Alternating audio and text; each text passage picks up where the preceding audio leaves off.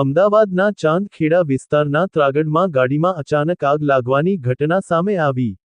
ત્રાગડના દેવ home town 4 પાસે MG ગાડીમાં આગ લાગી હોવાનું જાણ થતાં ચાંદખેડા પોલીસની 112 નંબરની ગાડી તથા ફાયર બ્રિગેડની ટીમ ઘટના સ્થળે દોડી આવી હતી। આ સંપૂર્ણ ઘટના વિશે અમારા સત્ય અહિંસા સમાચાર ટીમના રિપોર્ટર તરુણ શર્માએ ગાડી માલિક તથા ફાયર ઓફિસર સાથે વાત કરી। જોયું તો આગળથી અંદર બધી સિસ્ટમની અંદર બધું અને ગાડી ન્યુટ્રલ જ થઈ ગઈ।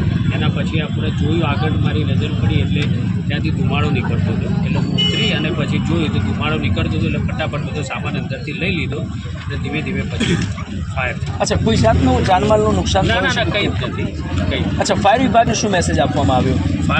ફાયરમાં તરત ફોન કર્યો અને તરત એમની ગાડી આવી ગઈ।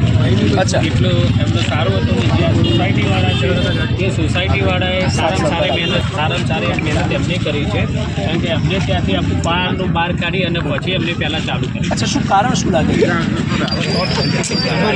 મારું નામ કાર્તિક આત્મારામ તરફ। અમને ગાડીમાં આગ છે એ રીતનો 18:46નો કોલ મળેલો છે અને અમે 8 જણા ઘટના સ્થળ ઉપર પહોંચ્યા છે। આગ ઓલવવામાં કમસે કમ 10 મિનિટ લાગે છે। આગ કયા કારણોસર લાગી હતી અને કેટલા જવાનો આના ઉપર કામ કરી રહ્યા હતા? ગાડી માલિક પાસેથી આપને શું માહિતી મળી? અમે 8 માણસો કામ કરી રહ્યા હતા।